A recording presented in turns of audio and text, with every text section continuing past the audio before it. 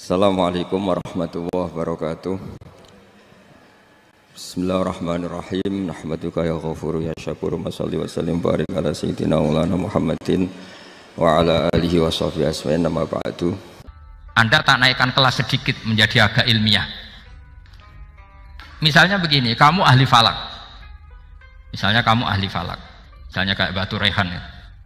Itu pasti tahu kalau matahari dan rembulan dibikin Allah itu asyamsu wal qamaru bihusban, bahwa matahari dan rembulan dibikin ini untuk hisab. Walladzi ja'ala syamsa diya'a wal qamara nura wa qaddarahu manazila li ta'lamu 'adadas sinina wal hisab.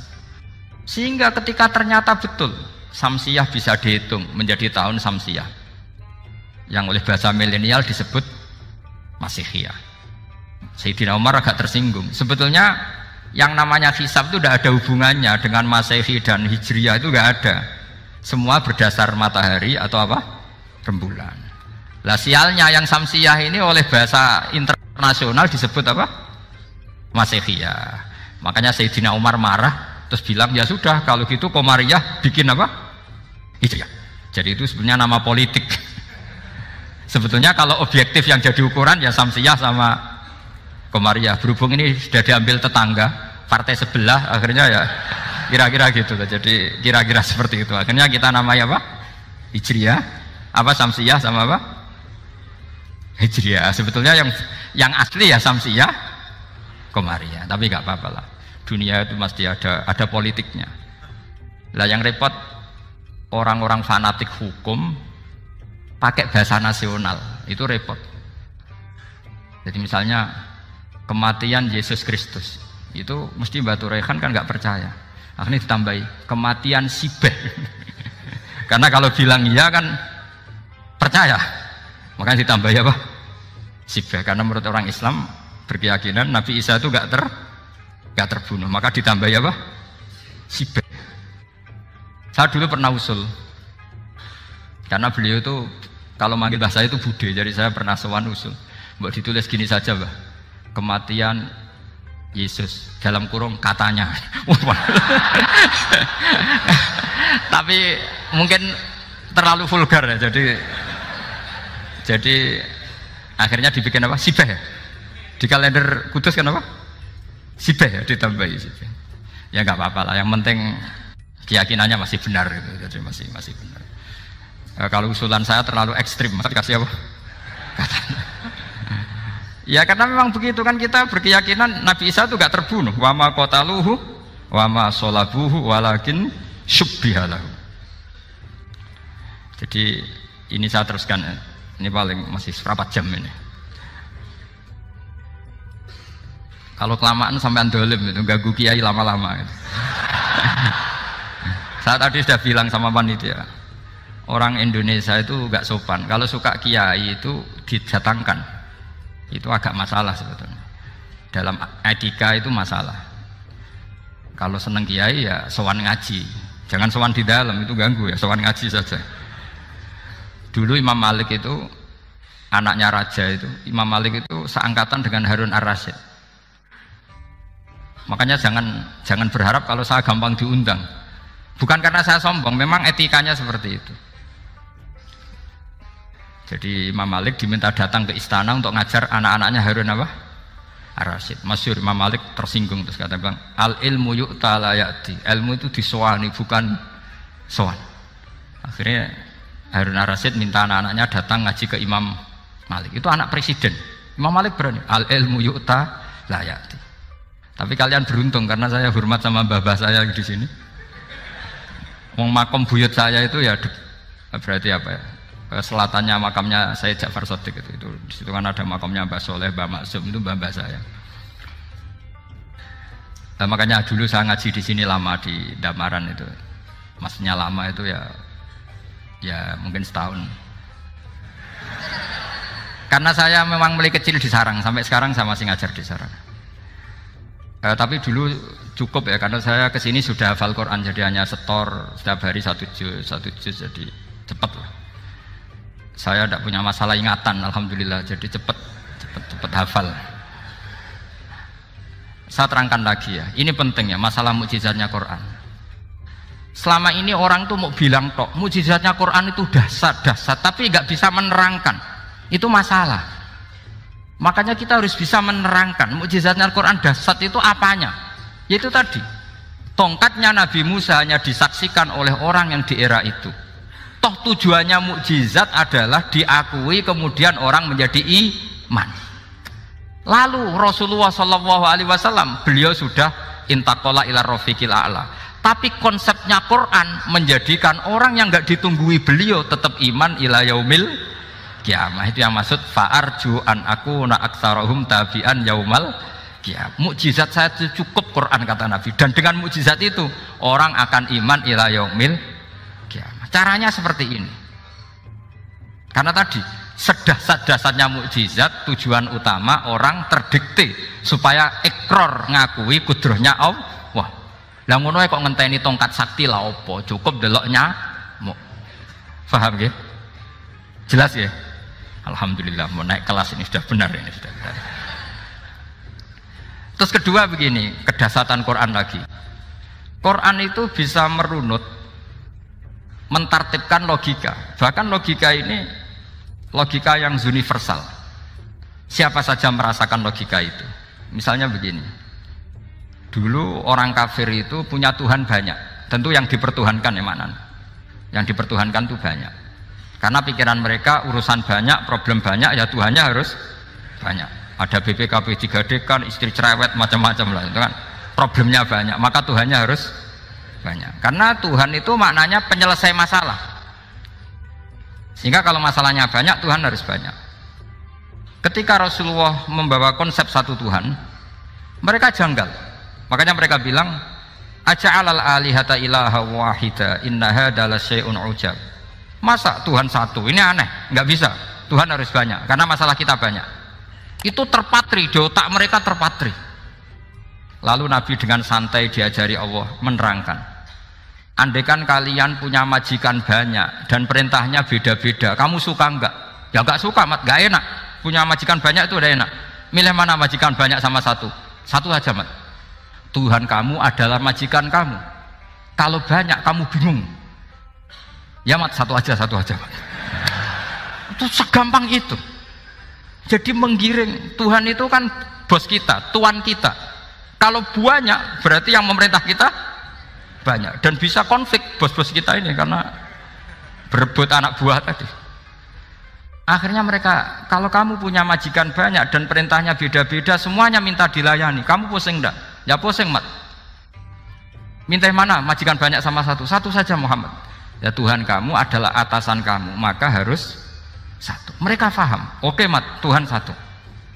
Itu yang dimaksud dorobawaw matalar rojulan fihi syuraka umutasyakisuna wa rojulan salamal lirojul hal yastawiyani masalah. Langsung alhamdulillah. Karena mereka yang paling bodoh pun paham dengan logika itu, paham.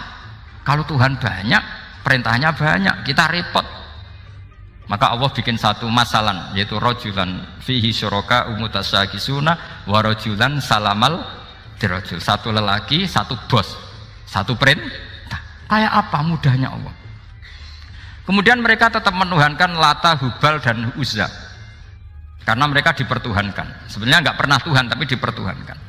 Allah memberi contoh itu sederhana sekali.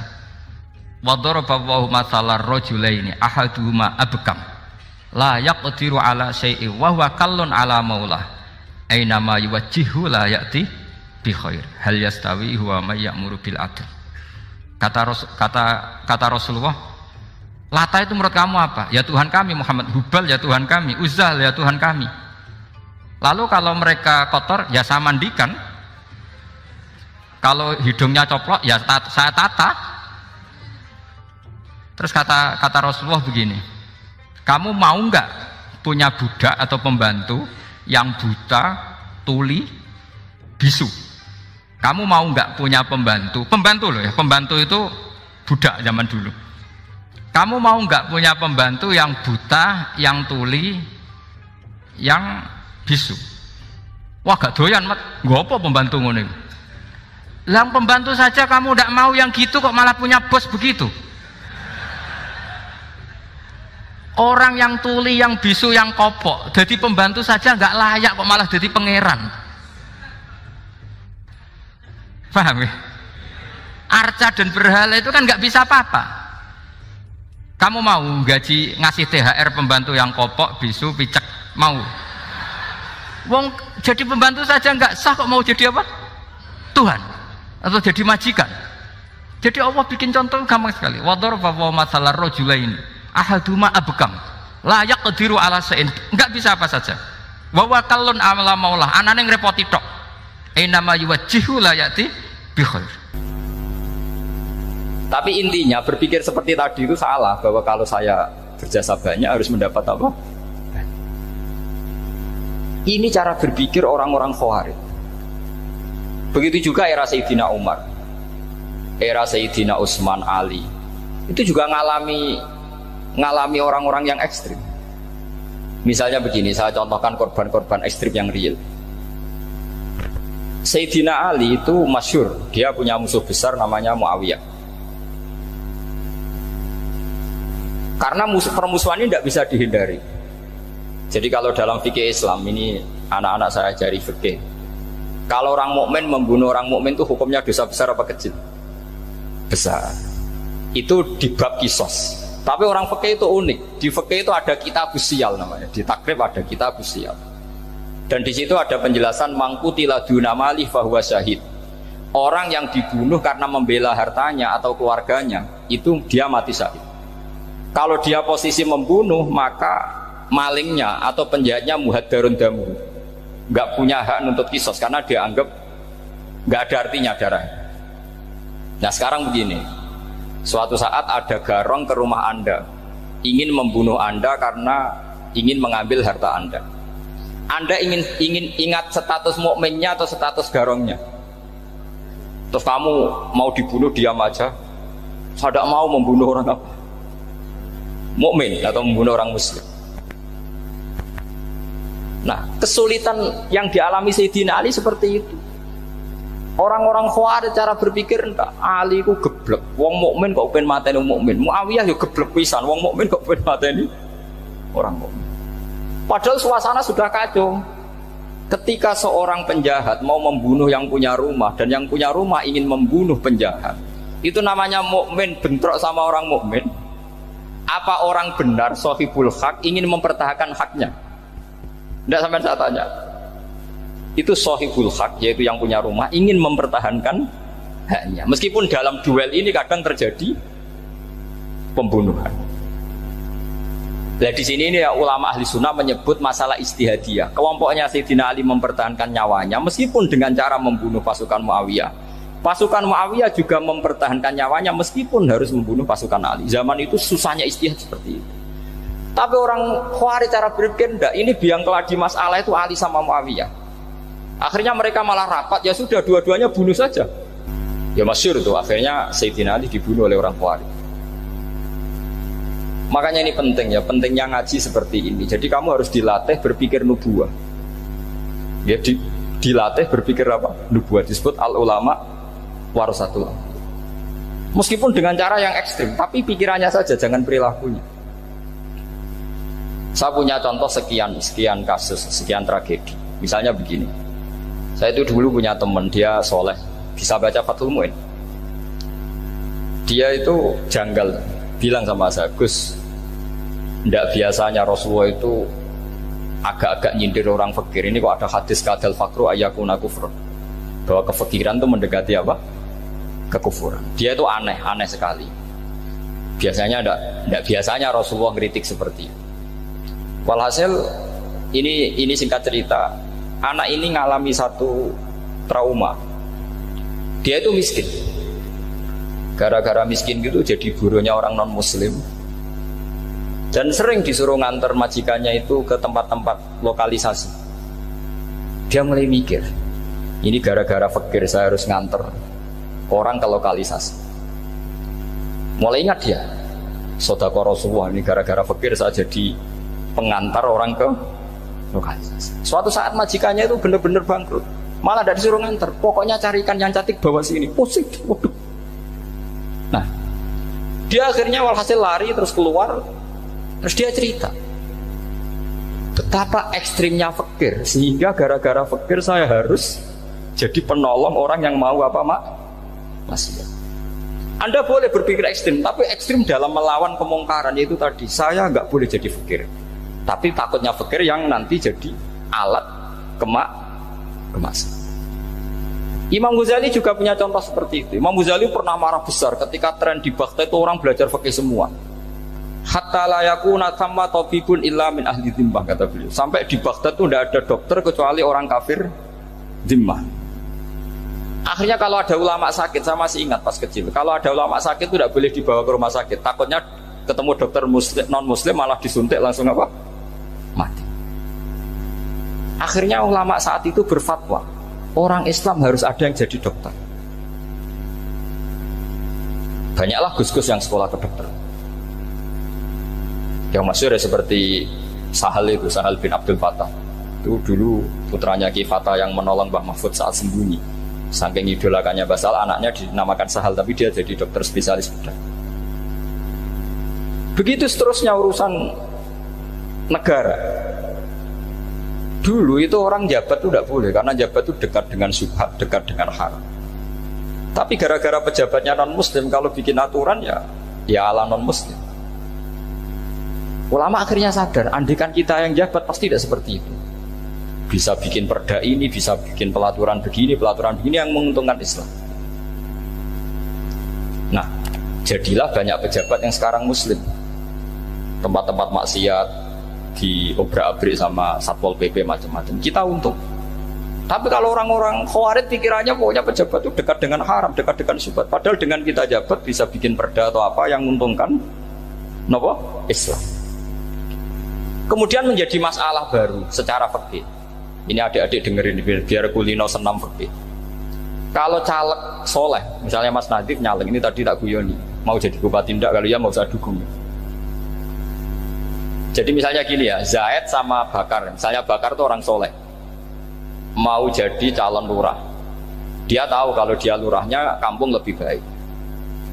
Kalau yang jadi ini Zaid, itu kampung itu rusak karena dia suka dugem, suka macam-macam. Kemudian Zaid ini pasti jadi karena beli suara. Misalnya per kepala itu dibeli 50.000. Bakar ini kalau nggak beli suara kalah. Padahal dengan kalahnya Bakar artinya kemenangan kemungkaran. Itu zaman era Fathul Mu'in, muridnya Ibnu Hajar Al-Hitami. Ibnu Hajar muridnya Abu Zakaria Al-Ansari itu fatwa, yang soleh ini wajib beli suara, bukan boleh, wajib beli suara. Nah, tapi ini namanya tidak nyuap, perlu dicatat, ini namanya tidak nyuap. Jadi tidak bisa kamu kaitkan misalnya ar-rosi wal murtasi finnar, yang nyuap maupun yang menerima suap adalah sama-sama di neraka. Tidak bisa seperti itu, karena logikanya dibalik. Sekarang Bakar ini beli suara itu untuk membeli kebenaran, untuk mengawal kebenaran. Zaid beli suara untuk menopang kebatilan. Berarti namanya Bakar ini penyuap atau pembeli kebenaran? Pembeli kebenaran. Harus dibedakan. Nah, ini pentingnya ulama. Memang nyatanya seperti itu. Yang dikatakan nyuap, riswah itu adalah membayar uang li'ibtolil haqqi, untuk membatalkan kebenaran atau membenarkan kebatilan, itu namanya nyuap. Tapi kalau mengeluarkan uang untuk menghakkan barang hak dan membatalkan barang batil, itu namanya uang perjuangan. Nah, ini pentingnya mikir. Jadi ulama itu mulai dulu sudah berhati. Nah, sekarang sudah banyak orang-orang khusyuk yang biasa di masjid khusyuk. Kalau ditanya zaman akhir rusak kabeh, wong soleh-soleh wis nyuap. Kalau orang soleh ini tidak nyuap ya tidak jadi. Kalau nggak jadi mereka nggak ada yang jadi DPR, nggak ada partai Islam, habis malah Indonesia. Saya itu punya kenalan banyak pakar-pakar di Jakarta, itu cerita saya, Pak Bahar. Indonesia itu solusinya gampang. Kita ini punya Bali, punya Batam. Itu kalau Bali dimakaukan, Batam dikayakan Hollywood. Amerika kaya itu bukan karena hebat, pornografi dijual, tinju di Nevada itu dijual, di Las Vegas dijual, apa saja dijual. Kok tidak kaya itu gimana? Sementara Indonesia mau aur-auran gitu, sungkan partai Islam. Sebenarnya Indonesia gampang, kalau ingin kaya Bali itu dikayakan Hollywood atau dikalahkan Macau jadi kota judi, Batam dijadikan kaya Las Vegas. Itu transaksinya pasti triliunan. Orang gamane wong muda dijual, judi dijual, orang tinju dijual. Tapi gara-gara ada partai Islam, nyari rumus solusi ekonomi itu yang tidak seperti itu. Akhirnya kangelan, ya, akhirnya rapati suka. Tapi barokah tetap barokah partai apa? Yang menangnya caleg-calegnya rata-rata ya beli. Kalau tidak beli habis.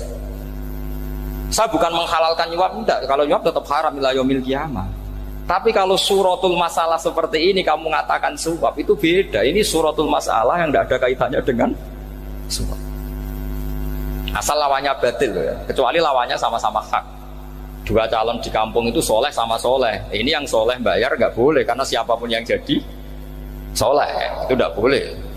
Makanya kalau cari musuh yang dolim biar halal ya. Iya, saya pernah ditanya seorang dosen, Gus, saya ini kalau baca sejarah perang Badar atau perang Uhud, yang saya tidak nerima itu satu.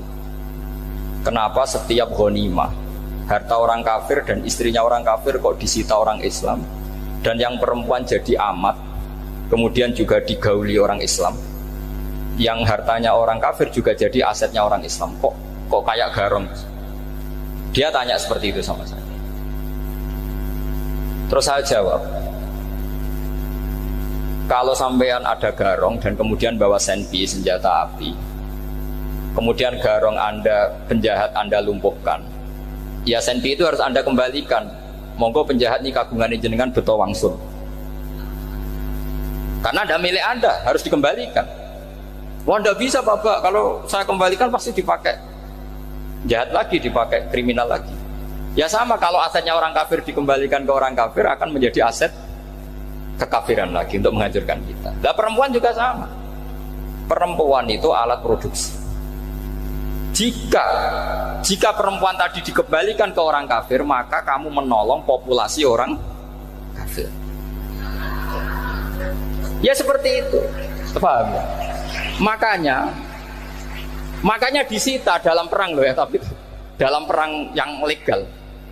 Nah itulah kenapa amat halal. Makanya di Quran itu illa ala azwajihim aw ma malakat aymah. Paling enggak itu masih ada ulama atau pemikir atau ustadz siapa saja yang bisa memahami logika apa? Islam. Nanti kalau ulama ini sudah meninggal, orang akan mencibir Islam dengan cara mengatakan Islam itu jahat, yaitu menyita hartanya orang kafir dan istrinya orang kafir setiap kali terjadi perang. Karena pemikiran ini pasti sama-sama kutubnya, sama-sama ekstrim. Jadi ini penting saya katakan. Makanya masyhur itu perdebatan Sayyidina Ali dan Muawiyah. Ini saya kutip sedikit. Ini ya sama-sama berpikir ekstrim, tapi ekstrim yang baik. Walhasil dalam satu kerja bakti di Masjid Kuba, itu ada sahabat namanya Ammar. Ini di depan umum, ini penting. Kalau dalam ilmu hadis di depan umum ini penting karena nanti menjadi mutawatir. Beda dengan hadis yang Nabi ngendikan sama 1-2 sahabat, namanya hadis ahadi. Di depan umum Nabi guyon gini sama Ammar, ya Ammar waihak taqtuluka alfiatul baghiyah. Ammar, kamu ini nasib kamu itu agak sial. Karena nanti yang membunuh kamu itu kelompok yang tidak apa? Benar. Alfiatul baghiyah itu kelompok yang tidak benar. Itu disaksikan sekian sahabat. Walhasil suatu saat Ammar ini ikut perang dan ikut pasukannya Ali dan terbunuh oleh pasukannya Muawiyah. Seneng Ali. Walhasil Ammar ditemuin sama Ali. Ya Muawiyah, al-ana dhuhara bi anna fi'ati haqqun wa fi'ataka baghiyah. Sekarang kelihatan siapa yang benar. Saya yang benar, kamu yang salah. Kenapa? Karena Ammar kelompokku dan terbunuh oleh kelompok kamu. Padahal kata Rasulullah yang membunuh Ammar adalah kelompok yang salah. Tapi Muawiyah pintar sekali, dia jawabnya gini, laula kama kutila Ammar. Ammar terbunuh karena bela-belain kamu. Kalau kamu tidak nyuruh dia perang juga gak terbunuh kan. Jadi kamu ikut andil terbunuhnya siapa? Ammar. Tapi apa kata Sayyidina Ali? Idzan qatala Rasulullah Hamzah. Kalau teori itu Anda pakai, Rasulullah pun membunuh Hamzah. Sekarang Hamzah perang karena suruhan siapa? Rasulullah. Yang membunuh Hamzah siapa? Wahsy. Kalau teori itu Anda pakai, berarti Rasulullah pun membunuh Hamzah. Terus fasa kata Muawiyah, Muawiyah diam. Jadi fikih pun tuh diputuskan lewat pikiran ekstrim. Tapi bukan ekstrim yang merugikan orang lain. Ya, kalau merugikan orang lain namanya sudah la dororo wa la dirar, dia menyalahi aturan itu. Makanya saya pernah ngaji di sini dulu ketika tahun kemarin. Fikih-fikih Islam itu punya rumus, itu ya gara-gara pikiran ekstrim sebetulnya. Saya pernah nyontohkan adalah orang tuh kalau sholat jenazah itu mayitnya di depan. Itu ulama fikih tidak ada yang punya alasan. Mau hanya bilang gini, hakada wajadna salafan wa khulafan. Mulai dulu kalau nyolati mayit ya jenazahnya di depan. Ya hanya gitu saja, tidak punya alasan. Makanya ulama lain mengatakan tidak apa-apa jenazah di belakang, yang sholat di depan. Kenapa? Fa innaha laysat bimanzilatil imam. Memangnya jenazah imam harus di depan? Itu ya tidak ada yang bisa bantah. Bagaimana mungkin harus di depan? Oh enggak, imam kok harus. Yang harus di depan itu imam. Jenazah itu imam apa enggak? Enggak. Terus alasan kedua, sholat ghaib. Kalau ada orang mati di Surabaya, Mas Nadib di sini, sholat ghaib boleh enggak? Boleh. Jenazahnya di depan apa belakang? Di belakang kan? Berarti harus enggak jenazah di depan? Ya dia mau ngakeh yang jelas kalau itu. Lah ini contoh-contoh kecil. Nah orang Khawarij itu orang yang paling tidak mau menerima otak-atik seperti itu. Akhirnya jadi goblok bareng tadi. Ya makanya Rasulullah pun jadi korbannya Khawarij. Muhammad kamu harus adil. Karena pikiran mereka adil itu yang memberi banyak ya dapat banyak. Kalau pikiran nubuah tidak seperti itu. Kalau yang biasa memberi, biasa heroik, biasa baik ya biar tetap biasa memberi. Jangan dilatih jadi apa? Fasih. Ini mungkin adik-adik juga agak keberatan, tapi harus dilatih. Makanya saya itu jadi kiai itu ya mulai kecil anaknya kiai butuh kiai, saya itu yang mulang itu senang. Saya tidak pernah terlintas dikasih santri atau dihormati ya enggak. Mungkin sampai mati agak terlintas. Ya pikiran saya sederhana. Biasa mulang pahlawan malah sekarang pasen itu malah kayak cemen, kayak turun kelas gitu. Jadi saya terus ya enggak kepikiran sama sekali. Loh kalau saya minta sama Allah karena itu atasan saya.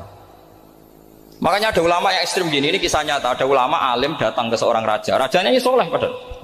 Ternyata pas raja itu berdoa, ya Allah saya kasih ini, kasih ini. Padahal ulama tadi itu mau mengajukan proposal. Mau minta apa gitu. Terus dia pulang ketika ditanya, Pak Kiai kenapa pulang? Ternyata raja itu minta zat yang sama yang saya mintai. Kalau raja saja masih minta, ngapain saya minta raja? Saya akan minta zat yang dimintai raja. Terus pulang dia. Wah itu ya pikiran ekstrim, tapi bagus ekstrimnya. Saya akan minta zat yang dimintai raja. Kalau sampean kan enggak, uteke saya les, sholat dinteni, tetap jalo. Oh kak orang mikir seperti itu. Mang wis salah didik, salah itu tadi. Nah, ini harus dilatih.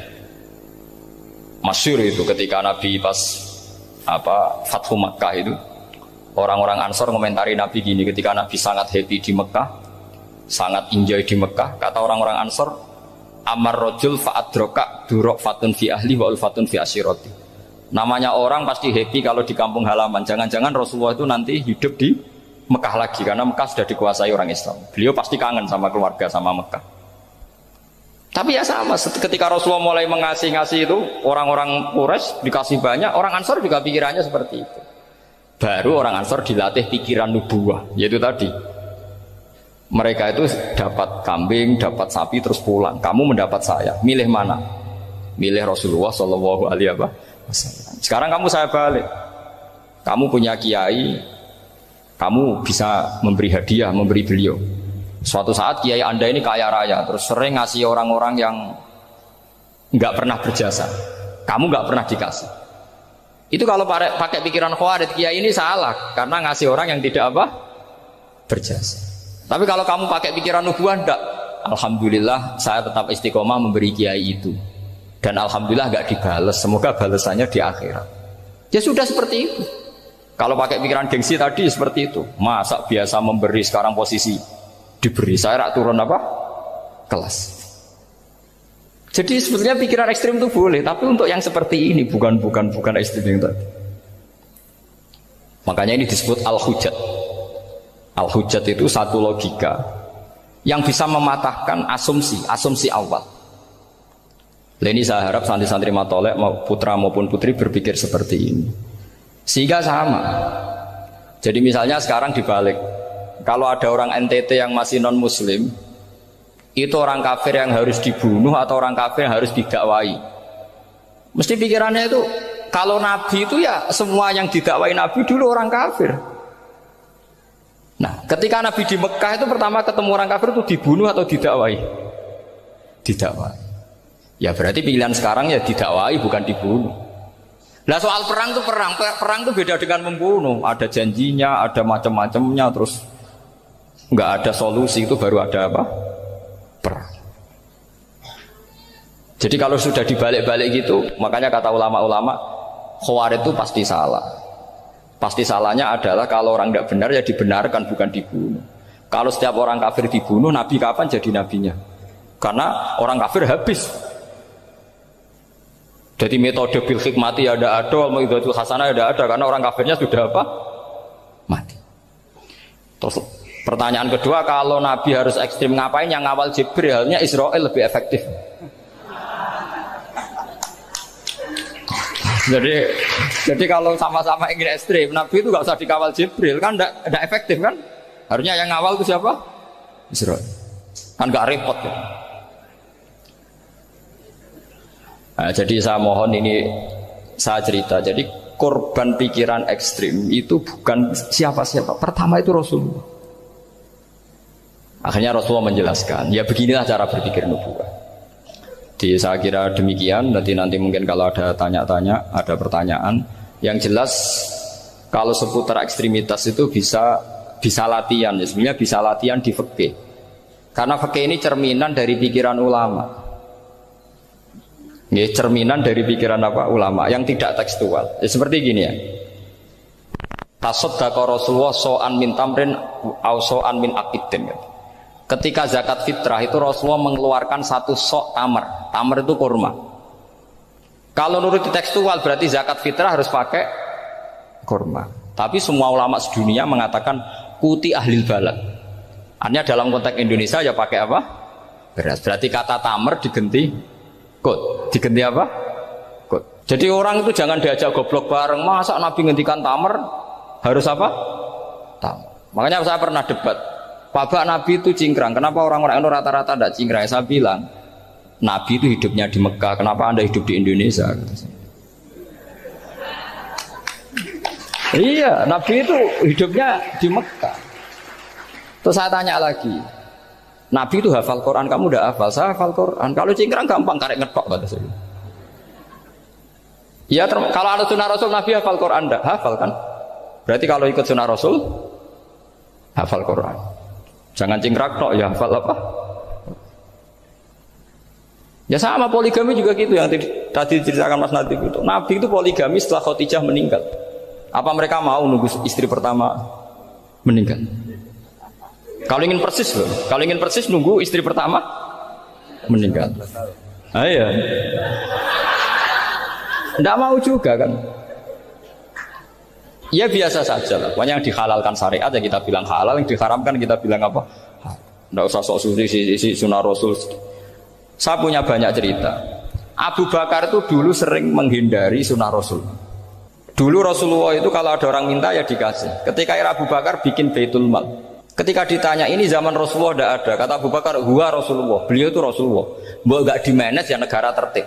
Umar bikin pasukan itu diangkat negara. Kalau dulu zaman Nabi yang ikut perang bahaya, yang tidak perang namanya munafik. Era Umar tidak, militer itu ditunjuk, dia digaji pakai Diwanul Murtaziqah. Ketika ditanya kenapa tidak kayak Rasulullah, huwa Rasulullah, mau tidak tertib pun tetap negara stabil, karena ada karismanya. Jadi kadang-kadang dalam banyak hal itu kita malah tidak boleh persis Rasulullah, karena kadang banyak khususiyah. Yaitu contoh yang paling masyhur di fikih ya kayak Nabi itu nikah 9 itu khususiyah.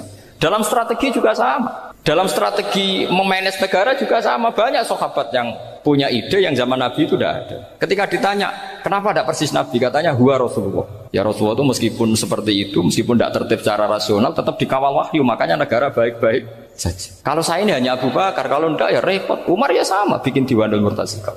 Utsman juga sama, di-manage negara. Sayyidina Ali juga di-manage. Kalau Nabi tidak. Tapi tidak apa-apa karena ada karisma. Sampai tak cerita nih masalah zakat yang masyhur. Orang paling bakhil sekalipun, paling kikir sekalipun itu zaman Rasulullah bayar zakat. Karena pikirannya setelah zakat dikasihkan Rasulullah mendoakan. Khudh min amwalihim shadaqatan tutahhiruhum wa tuzakkihim biha wa sholli alaihim inna sholataka sakanul lahum. Era Abu Bakar enggak. Sorry ya Abu Bakar, dulu kita zakat sama Rasulullah karena didoakan beliau. Kamu hanya Abu Bakar, saya tidak mau zakat. Ya sama lah seperti orang dipimpin ulama-ulama karismatik. Orang dipimpin badola itu tidak usah metai, santri sudah nurut. Dipimpin Usman Nazif, gak bikin pelaturan, habis pondok. Kalau tidak ngancam, gak gini, ditakzir, gak gini, habis. Zaman badola dehem tok santri wedi. Mas Nazif dehem enggak. Nah, makanya Rasulullah itu tidak banyak bikin pelaturan. Rasulullah itu kalau mau perang itu hanya bilang sahabat, saya besok ditantang Abu Sufyan di sini. Saya mau perang. Oh, itu sahabat ikut semua. Orang melihat wajahnya, melihat karismanya sudah tertarik ingin menyelamatkan beliau. Kita tidak akan ridho Rasulullah keluar sendiri. Kalau Abu Bakar ya enggak. Pertama Abu Bakar pidato sudah sopan. Saya memimpin kamu. Ini qatwul litu walastu bi khairikum. Saya ini memimpin kamu, tapi bukan berarti saya yang terbaik. Jika saya benar maka dukunglah. Kalau salah ingatkan. Itu pertama orang-orang bilang apa? Fawwah la uqiman nakabisef. Nanti kalau Anda salah tak ingatkan pakai pedang. Ya karena hanya Abu Bakar bukan Rasul. Jika diaturlah ini ada militer, ada pengawal, ada baitul mal. Era Umar lebih modern lagi, ada Diwanul Murtazikoh, ada macam-macam. Ya Rasulullah nggak ada. Nah sekarang orang sidik-sidik muni sunnah Rasul, padahal ada sunnah Rasul yang khasnya Rasulullah sebagai nubuwah. Ya, khasnya Rasulullah sebagai apa? Nubuwah. Coba Nabi itu istrinya 9, semuanya cerita tentang tahajudnya Nabi, witirnya Nabi. Apa kira-kira Mas Nadif kalau punya istri 4 ceritanya tentang tahajudnya Mas Nadif? Kan enggak. Nah, jadi saya mohon, sebetulnya pikiran-pikiran ekstrim itu karena enggak mau belajar. Enggak mau belajar. Kalau mau belajar itu kata Imam Ghazali itu dalam kitab Imla, Al-Imla fi Iskalatil Ifya itu. Fal ma'ani awsa'u minal ibarat. Yang namanya ma'ani itu awsa'u apa? Minal ibarat. Jadi yang fal ma'ani awsa'u minal ibarat. Jadi yang namanya makna itu lebih luas minal apa? Ibarat. Nah, ini contoh yang paling nyata ya Sayyidina Ali. Ketika Sayyidina Ali perang sama Muawiyah, itu Sayyidina Ali bilang sebaiknya Muawiyah kirim delegasi, mediator. Saya juga kirim mediator. Terus orang-orang Khawarij karena tadi tekstual. Mahada ya Ali. Ini apa ya Ali? Lam yujad fi kitabillah. Aturan mediator itu tidak ada di Quran. Bahwa kalau kita perang harus ada mediator itu tidak ada. Terus Sayyidina Ali baca ayat wa in khiftum shiqaqa bainihima fab'atsu hakaman min ahli wa hakaman min ahliya. Jika lelaki dan perempuan, suami istri terjadi shiqaq, terjadi konflik, maka suami kirim satu mediator, yang pihak perempuan juga kirim mediator. Terus Sayyidina Ali ngendikan wa amru Muhammad a'dhamu min amri rajulin wa imra'atin. Urusan umat Muhammad lebih serius ketimbang urusan hanya sekedar suami dan istri. Maka kita butuh hakam, butuh mediator. Baru 4.000 orang Khawarij tobat mengikuti pikirannya Sayyidina Ali yang tidak tekstual. Sama seperti zaman Rasulullah. Ketika Rasulullah mau perang Badar, saya ini mau perang Badar kata Rasulullah. Musuh saya itu 1.000 lebih. Kalian hanya 313. Apa kita teruskan? Itu sahabat langsung bilang gini, saya itu hafal teksnya.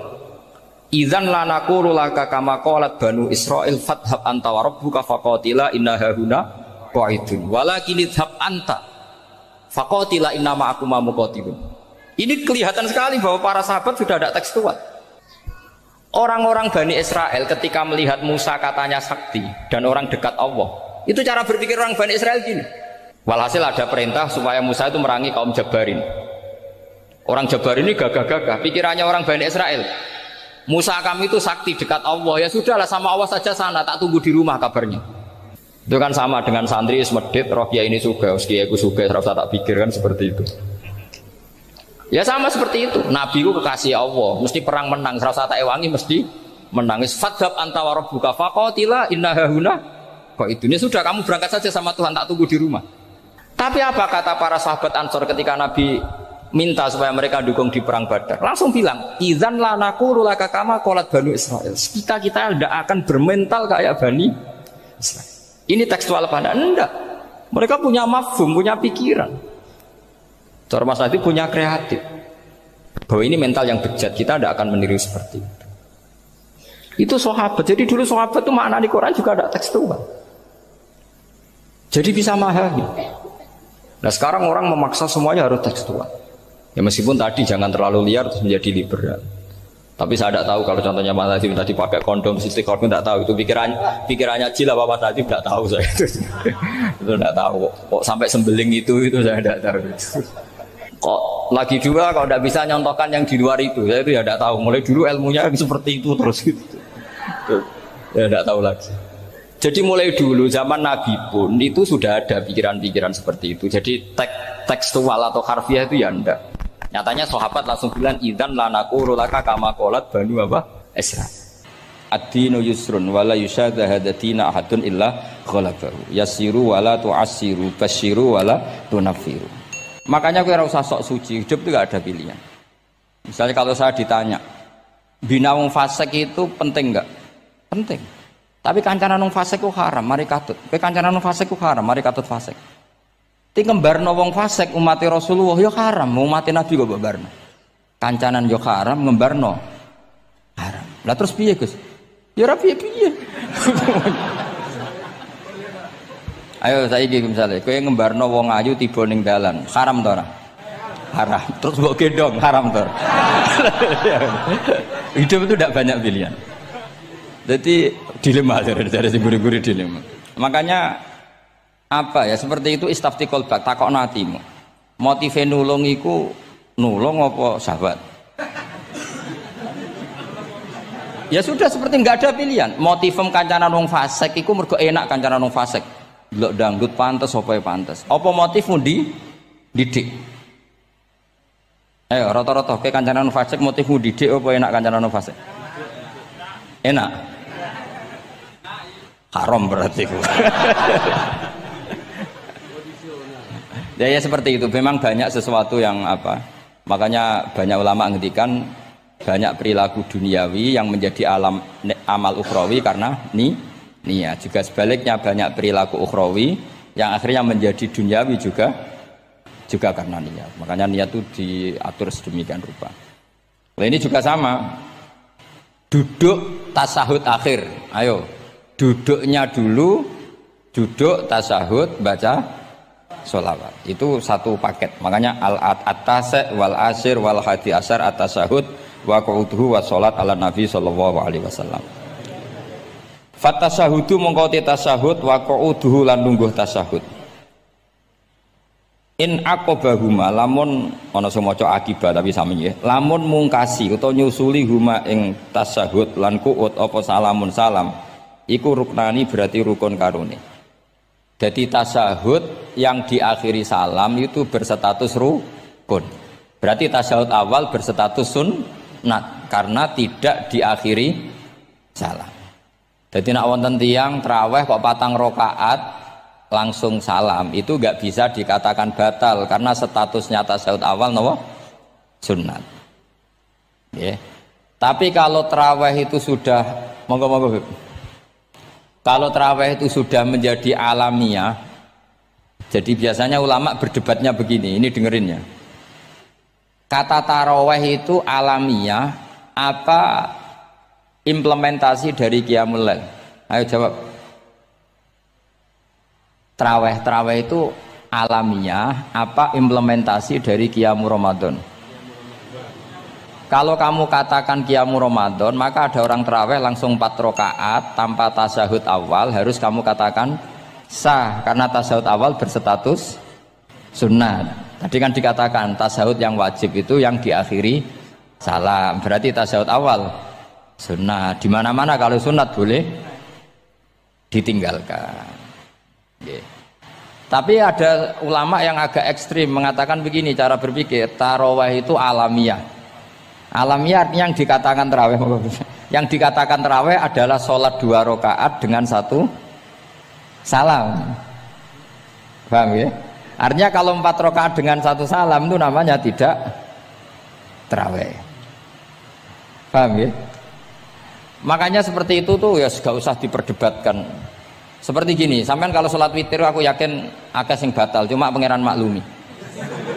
Aku yakin akeh sing batal tapi pangeran maklumi. Jadi disahno, kenapa sah? Dimaklumi Allah Subhanahu wa taala tadi. Kamu kalau witir kan 2 rakaat dulu. 2 rakaat setelah itu. Sekarang pertanyaan saya, ketika 2 rakaat kowe niat tembi. Wong niate witir kok genep. Ya kan? Apa? Lah pertanyaannya begini, ketika rakaat ini minal witri, kemudian orang ini ternyata enggak nerusno sing sak rakaat. Itu sah sebagai witir apa sholat biasa? Loh, ada nih ya. Murid temu beling-beling ya. Modelnya itu mau rasa ya. Tapi ya apa kagak zaman akhir ya sampai. Ndak, ketika 2 rakaat itu jenenge sholat witir apa ndak gitu saja pertanyaan. Orang oleh ngeper, jawabnya ngono tok. Ketika 2 rakaat itu witir apa enggak? Tidak.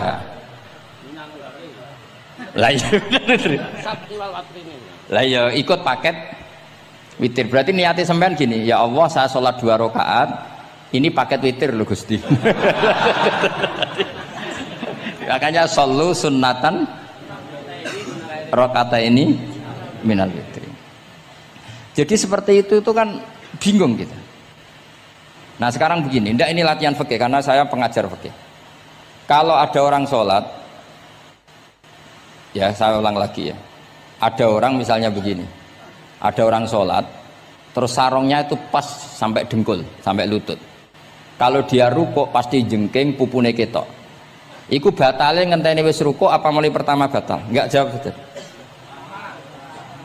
Apa? Ketika rukuk apa mulai berdiri sudah batal? Ketika rukuk. Awas eling-eling ya. Ndak ini undian berhadiah.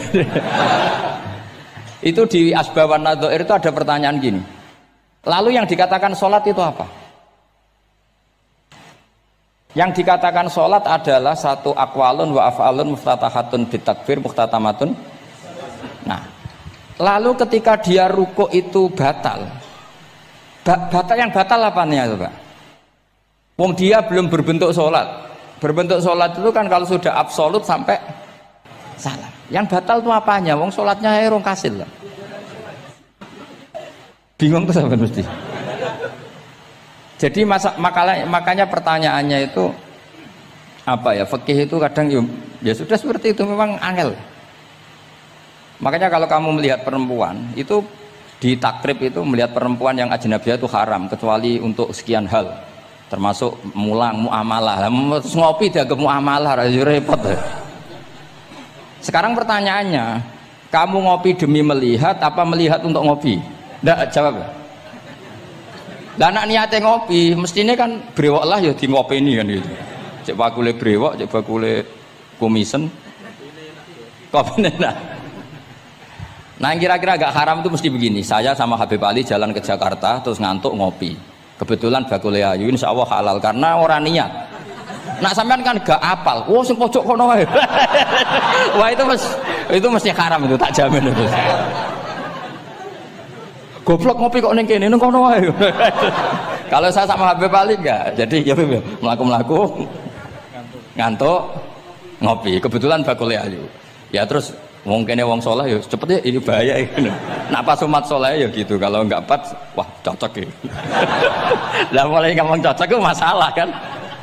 Makanya pertanyaannya itu yang halal itu nazar li taklim apa taklim li nazar? Apa?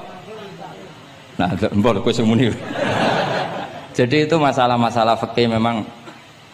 Makanya kalau berteman orang fasik itu hati-hati ya. Kalau itu kamu lihat umatur Rasulullah sallallahu alaihi wasallam yang perlu kamu selamatkan, yang perlu kamu bina, jenenge tarbiyatul fasik, membina orang fasik. Tapi kalau kamu memang bermental fasik, ini namanya mualah, berkawan sama orang fasik. Itu hukumnya langsung rubah. Kalau mualah ya haram, kalau tarbiyah sunnat atau bahkan wajib. Lah takok bedane piye Gus? Ya takokno awakmu. Ya sudah seperti itu, enggak ada jawabannya sudah. Sengko nang akhirat fa yunabbiukum bima kuntum ta'malun. Sengko apa piyambak sing apa menghisab. Mun kula terusno ya. Wa illa fasunnatani wa illam yaqib huma salamun fasunnatani. Terus ini aturan pokok fikih sebenarnya wa kaifa ada jaza. Sebetulnya aturan duduk itu enggak ada. kamu duduk gaya apa saja itu sah. Wa kaifa qa'adalan hali kaya apa lungguh sapa wong jaza mengko wenang apa ikilah kuut. Dados tenggene lungguh teng napa? Tasyahud akhir misalnya kowe sila ya sah, gaya lungguh apa sah. Meskipun ya rada kurang ajar mau salat arang-arang wae kok. Tapi secara hukum sah. Jadi misalnya wonten wong desa terus kadang tasyahud akhiru sikile rada mlekang, kadang wis pokoke wa kaifa qa'ada jasa. Jadi pentingnya ngaji ngeten iki paling gak nglahirno husnudzon bahwa aturan duduk itu gak ada. Misalnya aja mentang-mentang sampean khusuk lungguhe bener terus nek ana lungguh rontok metintang sithik wah iki gak sah. Gak tau ngaji. Kowe sing ora tau ngaji maca wa kaifa qa'ada jaza. Aneh-aneh. Kowe sing ora tau ngaji wa kaifa qa'ada jaza. Enak ora tau ngaji malah nuduh. Iso wae sing lungguhe ora bener ku wali malah lara wae. Meskipun agak-agak ya ora. Wali kok lungguhe ngono. Tapi nek misale wali tenan kualat sampean. Wa kaifa qa'ada jaza. Terus hukum itu penting. Sehingga kalau sampean haji tenggene Mekah niku salat itu mau macam-macam. Kula sing nganti saiki iskal tapi wis ora iso protes. Niku lho, Beb. Wong kuat ngadeg nggawa kursi nak salat kok lungguh. Nak teng Indonesia wong salat lungguh ora ngentosi bener-bener lemah. Ning Arab gak kuat nggawa kursi. Salate lungguh. Engko nak ngarep iku sofe kosong, kursine digawa. Ya lungguh meneh. Batinku lho nggawa kursi ngalor idul kuat kok salate. Nak teng Jawa iku anggere ngape mati jek salat ngadeg. Kursi nenteng. Jadi ya kalau mboten ngerti nih. Ada lagi yang orang Arab, mungkin Arab Bedui. Itu kalau ada yang nelpon, itu teleponnya dijupuk. Jap soli. Kalau aku dong ditakoki, "Gus iku madzhab apa?" Aduh, mbak yo ketoke madzhab goblok. Apa disalahno iku wong Arab? Wong Arab. Ora disalahno iku. Akhirnya debat. Soli iku pirang huruf? Ya telu nak cara nahwu nggih. Sot lame sitok kan tasdid berarti telu. Telu wis batal lho. Batal. Pas ya. Yo kok pas. Seru repot. Serepot-repot. Sementing sampean ngerti gitu. Terus salat iku wa kaifa qa'ada jaza. Terus ngerti ngaten iki niati ben husnudzon mbek umat Rasulullah sallallahu alaihi wasallam. Nek sampean gak ngerti ilmu iku gampang suudzon. Lungguh kok ngono ning dinggon salat tasyahud akhir lungguhe ya ngene. Lah lungguh yang dilakukan Rasulullah itu bayangan ideal, standar ideal tasyahud akhir duduke ya kaya Rasulullah sing ditirakno para ulama sampai guru-guru kita. Tapi ku tetep standar afdhaliyah, standar utama. Tapi sakjane wa kaifa qa'ada jaza. Jadi penting sanggep ae ben maring husnudzon. Di misalnya orang tasyahud akhir kok ambek swilo ngono wis. Anggap ojo terus aliran iki. Ojo ngono sik. Iki bar ngaji Minhajut Thalibin lagi seneng-senenge praktek ngono. Tapi ya ora pati wali mesti. Wali kok kontroversi aneh-aneh. Cuma umpama ngono kowe aja langsung darani gak sah. Apa meneh nuduh aliran. Wis biasa wae, tapi aja praktekno nggih. Pokoke umume wong lah ben gak kontroversi. Tapi kalau ngadepi wong liya tetap kita keyakinan wa kaifa qa'ada jaza dengan duduk gaya apa saja sah. Kados sing teng Arab yang gendut lho Beb nak salat kan sikile di slujungno. Mergo jajal tahiyat kados umume tiyang nggih geblek kula nate ora wong gendut nata wetenge kan gak iso. Dadi lungguh sikire bujur. Lah mergo jajal praktekno guling tenan. Nah niku takbire ya wa kaifa qa'ada jaza. Tapi panganan ya ora sopan, wong sowan pangeran kok ngono iku terus piye?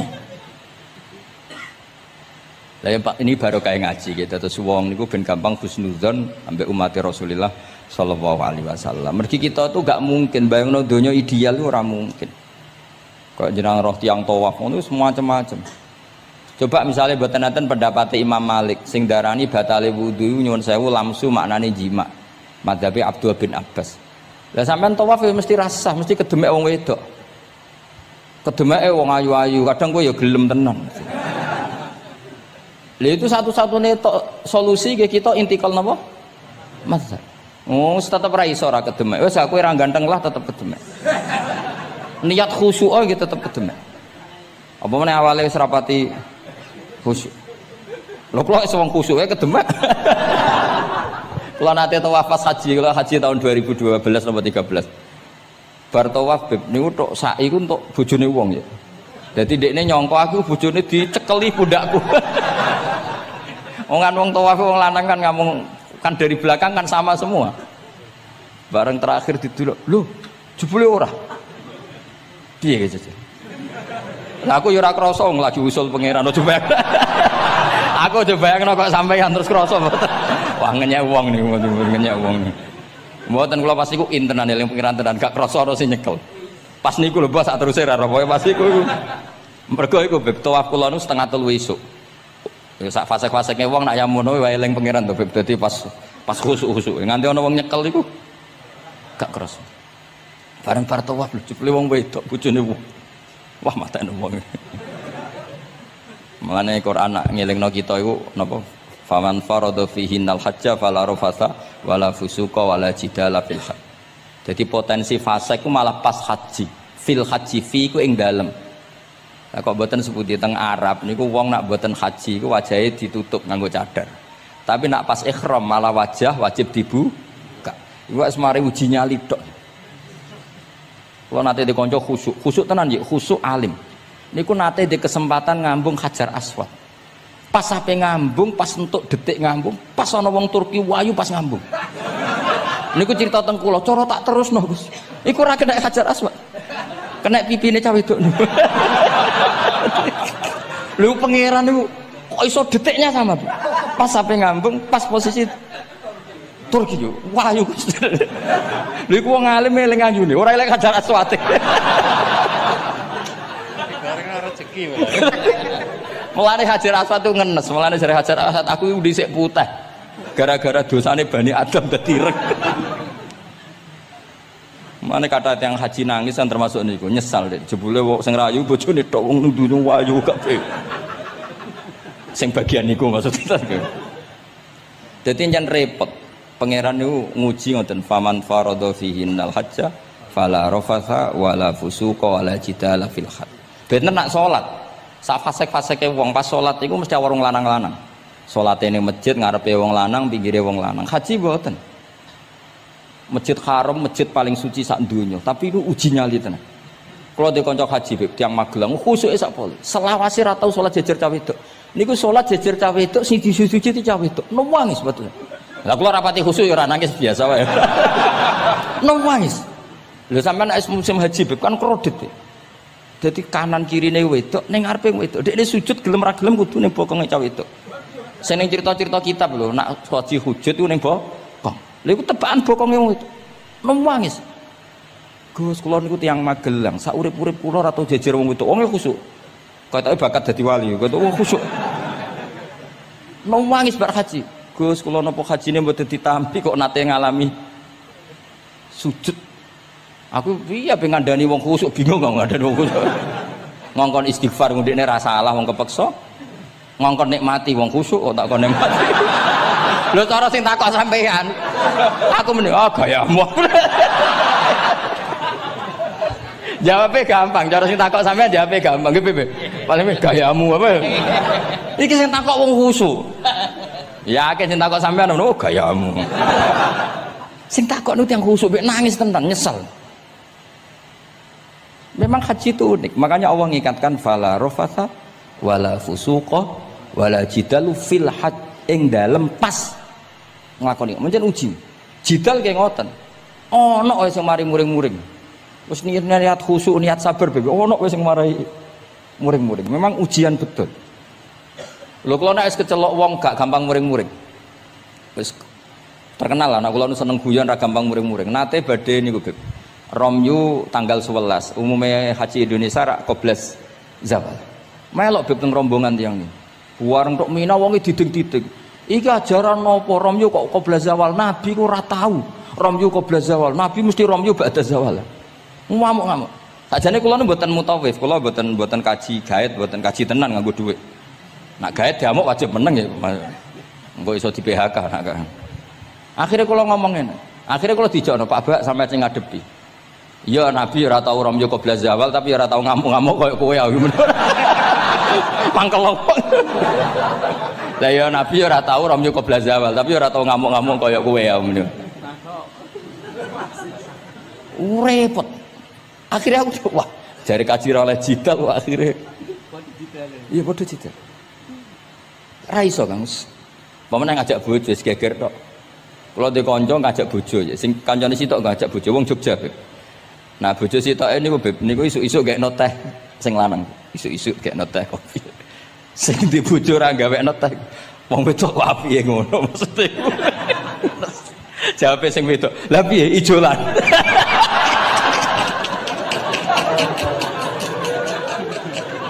Dadi wong lanang kok kadang spontan kan yo kacau. Cah wedok cek apike mbek bojone. Piye Mas, ijolan maksudnya. Wis pancen to. Jare amit pas kaji. Ayo sapa sing kaji ora jidal kok ben ora raine. Sing ngene-ngene iki lho. Wong aja ulama aja Habib iku wis gak mlebu kias sing umum-umum ngono. Wes angel. Ono catering terlambat, wah ada saja yang bikin apa? Emosi. Kalau kaji tak rilek-rilek. Tapi ya sono ngono pidato ning Mina ono macam-macam ribet. Nah, itu fil khat. Allah memang dari awal memperingatkan potensi maksiat itu justru fil khat ketika musim haji. Pemene wae perkara dam wis macam-macam. Mun kula terusno sing penting kaidah teng salat wa kaifa qa'ada jaza. Kados wingi Imam Rafi'i dawaken salat sujud itu mau cukup watul jabah. Niku nggih guling-gilingan ben gak gampang suudzon mbek tiyang lintu. Nah, kita piyambak ndak akan mempraktekkan itu. Kita tetap sujud melibatkan 7 anggota. Cuma nak ana sing ngono gak gampang suudzon. Wong bar ngaji minhajud talibin. Dadi ana gunane lah. Wa kaifa qa'ada jaza. Jadi duduk dengan gaya apa saja berstatus sah. Ya, duduk dengan gaya apa saja berstatus sah. Tapi saya ulang lagi, tentu kita tidak mempraktekkan itu. Kita duduk tasahud awal dari para guru, tasahud tsani dari para guru. Cuma status hukum wa kaifa qa'ada jaza, dengan duduk gaya apa saja sah. Karena kita tidak pernah tahu. Ana wong duduke mingkrang jebule mbok salahno, mbok takokno jebule udunen kan ya ora roh. Salat kok modele ngono iku model apa? Jebule wonge napa? Udunen utawa wonge bar digi panjen sikile ra iso ditekuk. Barang mbok amuk, salat kok ujug-ujug, bar gipan lho gipan.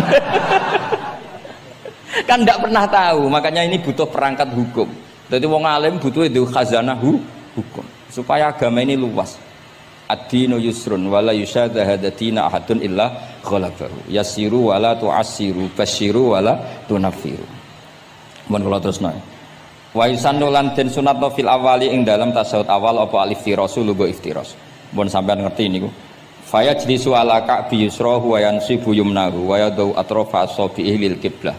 Wa fil akhir at-tawarruku wa kal iftiras lakin yukhriju yusrahu min jihati yamini wa yulsiku warikahu bil ardi. Ini ora usah diterangno nggih karena apa? Ya sudah pokoknya seperti yang sampean praktekkan, itu yang tasawuf awal jenenge napa? Iftiras, yang tasawuf tsani jenenge tawarruk. Ora usah diterangno malah dimaknani malah bingung sama. Wal asah yaftarisul masbuk wasahi. Nah, meskipun imam itu tasawuf akhir, masbuk tetap bergaya tasawuf awal karena masbuk tidak diakhiri salam karena dia nanti berdiri lagi. Nah, kalau sedikit mau cerita masbuk bahwa agama ini proses. Ya saya ulang lagi, agama ini proses. Dulu para sahabat itu kayak cacilik Kudus, kayak cacilik Indonesia. Jadi dulu para sahabat itu kalau Nabi sudah rakaat ketiga atau rakaat kedua, niku takbir terus sholatnya digebut. Digebut, wis kayak cacilik-cilik kita cilik kan orang imam wis rakaat ketiga kayak takbir ngebut. Nah, engko bar ngebut nganti bar. Jadi imam rakaat ketiga kita tahu-tahu rakaat ketiga mergo nyelip. Engko imame salam ya melok salam. Itu kecerdasan itu tuh pinter. Dulu zaman sahabat ya gitu, agar Nabi rakaat ketiga sahabat datang takbir ngebut sampai rakaatnya sama dengan Nabi, Nabi salam terus ikut. Nah ditakoki Nabi wis pirang rakaat jong? Nggih 4 rakaat. Lah kowe karok kok 4 rakaat? Nggih ngebut Nabi. Itu dulu gitu. Sampai ada Mu'ad bin Jabal, makanya disebut di antara spesialis fikih itu Mu'ad bin Jabal, ketika beliau karek karek sama Nabi, beliau ngikuti Nabi, kemudian Nabi setelah salam beliau menambahkan rakaat yang kurang. Terus semenjak itu udah di syariat kalau untuk masbuk ngikuti imam, setelah imam salam menambahkan rakaat yang ditinggalkan. Terus dibakukan sampai sekarang. Dulu enggak seperti itu. Dulu sholat ya kenalan, jenengan dalemnya pundi. Oh, dia pun tengah-tengah sholat. Jejer wong ora kenal, jenengan tiang putih boten nate ngertos kula tiang mriki. Nggih ngoten riyen. Nggih. Sahabat sing pun terpelajar ora roh nak ngono iku batal salat. Sampai setelah salat Rasulullah sallallahu alaihi wasallam matur, "Inna hadhi salat munajah." Salat iku munajat dong ya. Nak omong-omongan mbek pangeran ae ora usah mbek Bani Adam. Akhirnya semenjak itu salat ngomong mbek Bani Adam hukume batal. Sebelum itu ya ndak. Nah, makanya agama ini proses. Sehingga fiqhud dakwah itu harus dihidupkan. Sekarang enggak orang langsung pakai fiqhul ahkam. Akhirnya umat ini melayu. Harusnya yang dimulai fiqhud dakwah. Jadi dulu Nabi berkali-kali kecewa be umat itu, tapi Nabi ngempet karena prosesnya fiqhud dakwah. Lho nate wonten tiyang niku nyuwun sewu, ijek di penggawean maling. Sowan Nabi di wis masyhur. Nabi mau ngangkat dia cong kowe salat. Ada sahabat yang nyuwun sewu rontok usul ning Nabi. Ya Rasulullah, dia punya penyakit sering maling. Kenapa ndak kamu larang supaya tidak maling? Nabi jawab ngeten. Sayanha huma yaqul. Nah dekne kok salate wis bener ditampa pangeran kok mari-mari di. Itu termasuk yang diperkuat oleh ceritanya Habib Zain bin Semit dalam kitab Al-Manhajus Sawi. Ada orang preman agak suka malak orang gitu. Tapi nak sholat tenan. Tapi ya malak. Jadi contohnya ya kayak ora usah takok. Ya fase ku macam-macam preman ono ngegeng delok wong wedok ono delok dangdutan terus ono macam-macam. Tapi nak sholat khusyuk. Ada seorang wali yang mangkel iku gunane apa kowe sholat wong ijek fasik. Jawab orang tadi, saya masih hafal kalimatnya yang diceritakan Habib Zain. Ada'u lisulhi maudian. Saya tetap ingin ada alasan saya berdamai dengan Allah. Jadi aku nak pas maksiat itu kan hubungan saya dengan Allah kurang baik. Maka saya tetap akan menjaga 1-2 perilaku saya yang saya menjaga perdamaian dengan Allah. Istilahnya dalam bahasa Arab ada'u lisulhi maudian. Saya tetap punya sisi musolahah berdamai dengan Allah. Sehingga suatu saat mungkin Allah pas ridho, sholatnya dia makbulah, kemudian dia jadi wali. Makanya kita ini nggak pernah tahu Allah ridho pas kita apa, juga nggak pernah tahu Allah benci pas kita apa. Sehingga ra iso sampean muni apa gunane kaji nek ijek kelakuane ngono, apa gunane ngaji Minhajul Thalibin iki ora usah ngono. Saya pas sampean ngaji, pas ra paham, terus ridho mek kodok kodar. Wah diridani pangeran, wong kondang tenan, wong ra paham kok ridho mek kodok kodar. Sing paham ujug, wong goblok kabeh sing pinter aku tok. Waduh, nyoro lek kula nang. Jadi kita tidak pernah tahu Allah itu meletakkan ridhonya di mana, meletakkan sukhtunya di mana. Wonten orang Hawariyin dalam cerita Ihya. Orang Hawariyin itu orang-orang hebat, wali-walinya Allah, pengikut Nabi Isa. Ono preman liwat. Si preman ini spontan melihat orang-orang soleh itu tertarik, langsung ikut gabung. Saya ulang lagi, langsung ikut. Si wali di antara Hawari ini ada yang risih. Aku terkenal wali kok jejer preman, risih deh. Maka si wali tadi mempercepat jalannya karena risih jejer nama preman. Sing preman dari awal memperlambat jalannya karena dia bilang misli, saya seperti saya nggak layak berjejer dengan orang soleh. Intinya si preman menjaga kesopanan, si wali memelihara keangkuhan. Jadi si preman dari awal dia sudah merendahkan jalannya karena nggak ingin sejajar. Si walinya tambah banter karena ingin nggak jajar.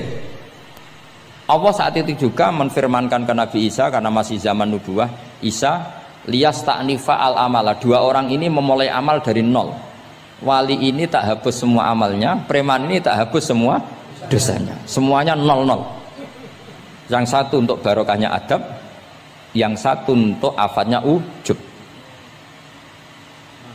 Jadi mulane dadi kiai koyo kula yo repot, nak ketemu fase kok repot. Ape kancanan kok diamuk sampean rontok garis keras ngene iki. Gus kok kancanan wong fasik. Ape ra kancanan kok nang ujub. Mulane kula ora jelas ya perkara niku mboten tak dudono. Kenapa Gus Bak sikape ora jelas? Ya bawaane wong alim ora jelas, bocah kok kandhane angel. Dadi bawaane wong alim ora jelas. Tapi ora jelas wae karena ape kancanan wong fasik, engko kancanan wong fasik kok dadi syariat ya ndak mungkin. Sok suci ya ora. Nah, makanya didawakan Allah laisa laka minal amri syai'un au yatsuba alaihim au yatsu. Dadi wong fasik kok potensine di sepuro pangeran, tapi ya potensi disiksa pangeran. Nah, delok potensi di sepuro kita oleh ngancani. Nah, delok potensi disiksa kita ora oleh. Masalahnya kita tidak tahu. Nggih, masalahnya kita tidak tahu. Delok tengene cerita-cerita wali. Wong sowan Sunan Bonang iku nggawa gula salam templek ra mesti dadi wali. Kalijaga sing kenale lewat begal dadi wali. Kalijaga kenal Sunan Bonang pertama iku mergo napa? Begal. Kenalane wae lewat begal. Tapi malah dadi wali. Suraka kenal Nabi ku perkara ape bacok. Mergo dekne ku ana sayembara sing iso nyekel Muhammad, ya tentu dijangkar wong sing ngomong wong kafir, sing iso nyekel Muhammad. Mulane dadi kiai ku bingung. Nak nyeritakno tarikh kok nyebut Rasulullah kan gak mungkin wong kafir kok kiai sayembara sing nyekel Rasulullah sallallahu alaihi wasallam dikei hadiah. Ya mosok wong kafir kok sayembarane muni apa? Sing nyekel Rasulullah sallallahu alaihi wasallam tak kei hadiah. Sing bacok Muhammad Rasulullah sallallahu alaihi wasallam tak kei hadiah kan mboten mungkin wong kafir kok muni ngono. Sing kiai sing bingung sing nyeritakno kiai apa muni? Sing nyekel Muhammad tak kei dhuwit. Muni Muhammad kan kadung ra kulino wong. Cara sampean dadi kiai ya milih ndi? Nyeritakno omongane wong kafir. Milih. Mulane kula kadang kiai ora di pilihan bahasa. Mergo mulane Imam Suyuti sopan-sopane wong tapi namune Iqra ya Muhammad. Mergo iku satu-satunya kesempatan jangkar Kanjeng Nabi. Kan sing dawuh Allah Iqra. Lah mesti Iqra ya Muhammad. Mergo Allah sing dawuh ning Kanjeng. Tapi nak kita ning Kanjeng Nabi kan gak mungkin muni ya Muhammad. Sekamane ana sayembara, sapa sing iso nyekel Muhammad tak kei unta 100. Suraqah tertarik ikut. Tapi barokah iku, barokah kesalahan itu malah roh mukjizati Rasulullah sallallahu alaihi wasallam. Ketika pe baca napa? Ambis, sampai ping 3. Lah iki awale salah niate yo salah, tapi pangeran ngersakno untuk hidayat. Barokah salah iku roh mukjizati Rasulullah sallallahu alaihi wasallam. Ya ora roh donya iku ora roh. Ana wong saleh sak labah, amen jamaah sampai diarani hamamatul masjid. Tapi ceritanya seperti itu akhirnya. Semalane donga ya muqallibal qulub tsabbit qalbi ala dini. Kita ndak pernah tahu. Ya sudah seperti itu. Paham ya? Tapi ya kita tentu ngikuti syariat wa kullun muyassarun lima khuliqalah. Mohon kula terusno. Qultu al asah ad-dhammu. Terus sing donga sing diwaca teng tasyahud nggih kula waca bismillahirrahmanirrahim. Qultu ala sah wa anna Muhammad Rasulullah sabata fi sahih Muslim wa alam wa aqalli salat ala Nabi sallallahu alaihi wasallam Allahumma sholli ala Muhammad wa ali wa ziyadah ila Hamidum Majid tumeka maring Hamidum Majid. Berarti kados kita napa Allahumma sholli ala sayyidina Muhammad wa ala ali sayyidina Muhammad kama shollaita ala sayyidina Ibrahim wa ala ali sayyidina terus sampai fil alamina innaka Hamidum Majid. Dan ini sebagai penutup kalau badhe cerita kalau ada kitab namine Hasyatut Turmusi. Hasyatut Tarmasi atau Turmusi ini karangannya Syekh Mahfud Termas. Beliau adalah murid Sayyid Abi Bakar apa? Syato Sohibul Li'ana. Terus guru dari Basim Asyari. Beliau teman dekatnya Habib mbahnya Habib Anis. Jadi Anis bin Alwi bin Ali. Jadi temannya Sohibu Simtiduror. Itu beliau cerita tahiyat itu adalah perwujudan dari dialognya Allah kalian Kanjeng Nabi. Terus ketika Kanjeng Nabi dugi Sidratil Muntaha, nggih, ketika dugi napa?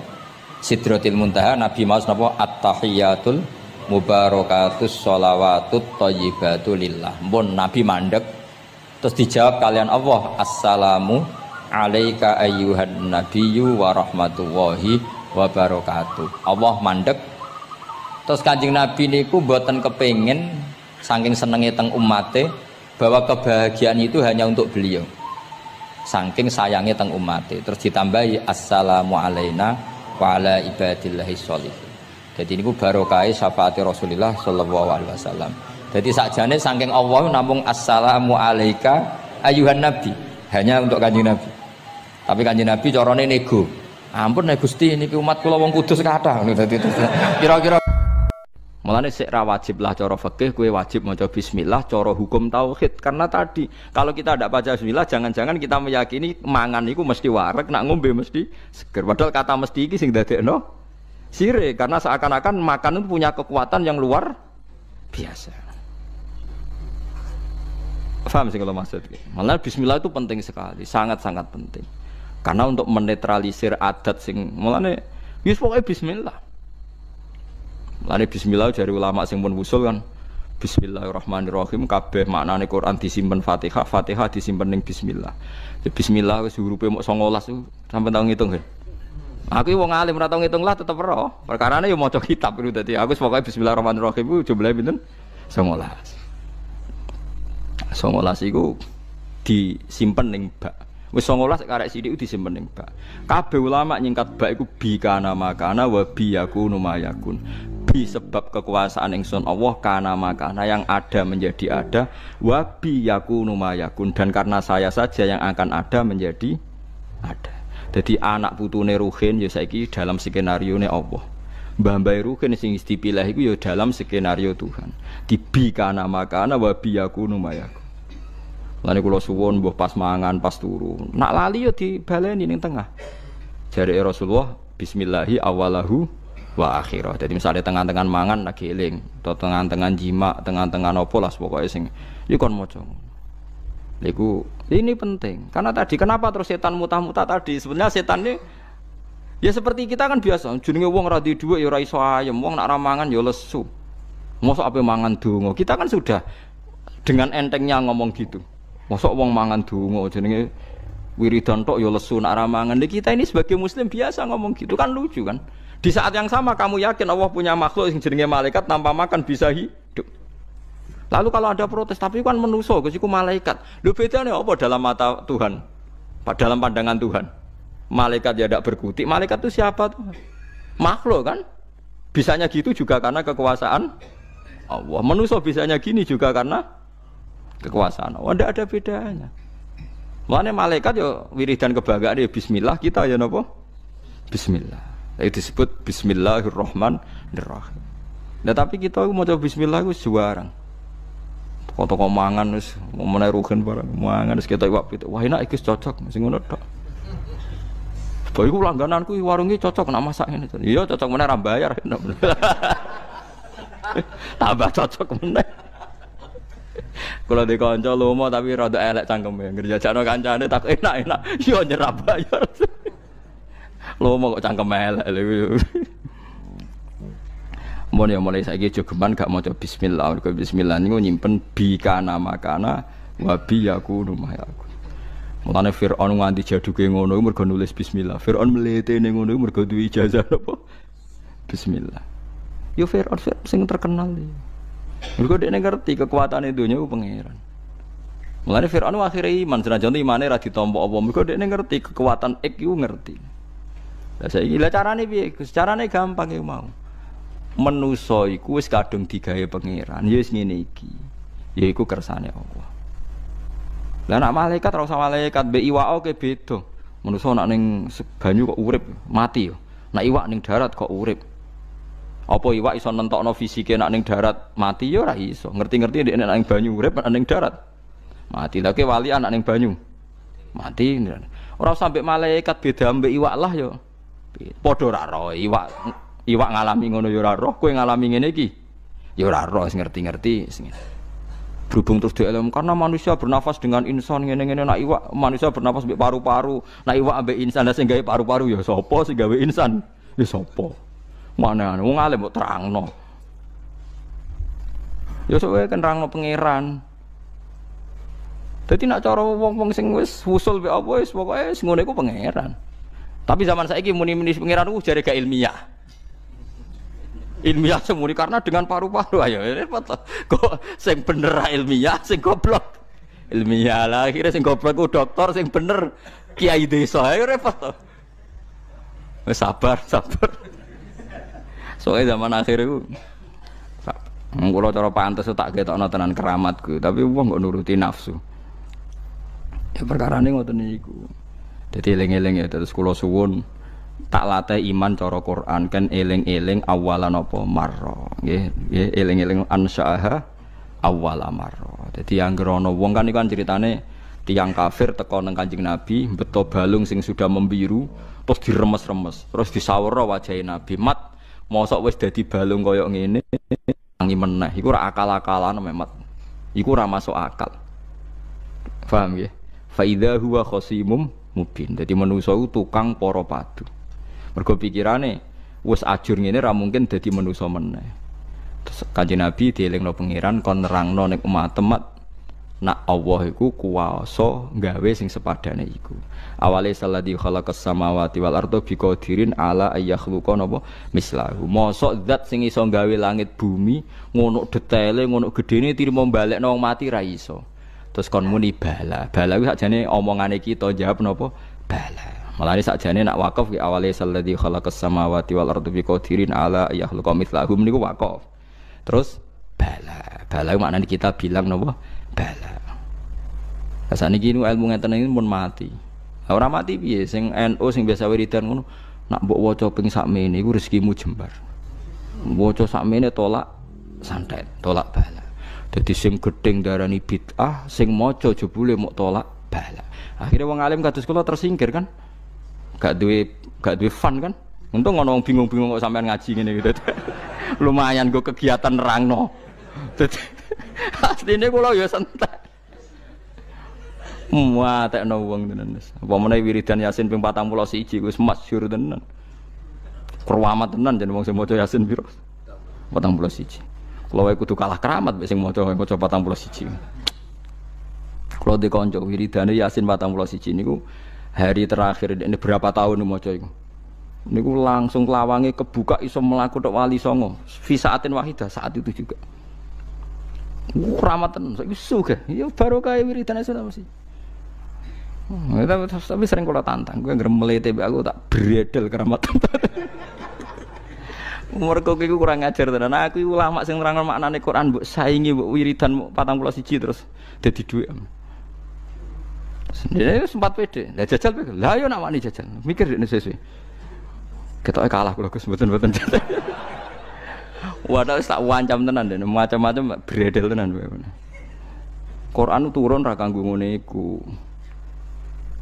Andai kan surah Yasin menjelma dados iso diskusi mesti mihak kula lah. Artine sampai tak omong Yasin jenengan kanggo jan niku dadi dhuwit, nek gage kula dadi ilmu terus wong seneng pangeran. Nah ono bener kowe mesti ngoten kula keyakinan kula mate kula niku dadi.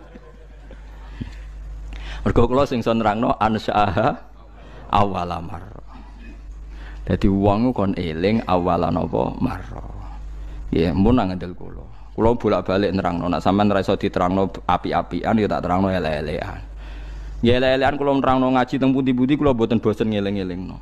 Wong nak roh pupune wong wedok ta roh susune iku syahwat.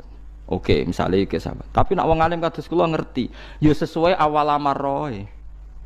Misale ruhin bae bedigasan ngene, roh pupune wong Afrika udo sak susune ketok ke syahwat ta ora? Gak syahwat. Mergo awal amarroh ruhin didesain iku desaine organ-organe sarape ora iso sahabat wong Afrika. Saiki nek ngono sahabate krana roh susu apa krana awal amarrah? Krana awal amarrah. Buktine padahal ada kaidah. Jenenge wong lanang roh susune wedok mesti sahabat. Saiki rohen dudono susune wong Afrika. Sahabat ora kena sahabat yo parah berarti. Tapi masalahnya takok wong kelainan kok dijawab. Repot. Gak jawab. Misal ke Melayu apa ora? Melayu, jadi Melayu.